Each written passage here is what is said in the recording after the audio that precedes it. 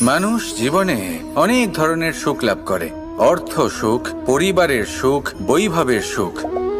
কিন্তু এমন একটা সুখ আছে যা বেশিরভাগ মানুষকে প্রভাবিত করে, কিন্তু সেই সুখ তাদের কোনো প্রয়োজনই নেই। সেটা হলো পরনিন্দা সুখ। অর্থাৎ এমন কোনো ব্যক্তিকে নিয়ে নিন্দা করা, তার প্রতি অনুচিত শব্দ প্রয়োগ করা, কারণ সেই ব্যক্তিকে আপনি পছন্দ করেন না। আর এমন অনেক মানুষ আছেন যারা এই কাজ করে খুব আনন্দ লাভ করেন, যেটা করা উচিত নয়। কারণ এতে আপনার সময়, আপনার ঊর্জা, আপনার নিজের অন্তরের ইতিবাচক শক্তি আপনি নষ্ট করে ফেলছেন। আর এই সব কিছুই আপনার প্রয়োজন আছে।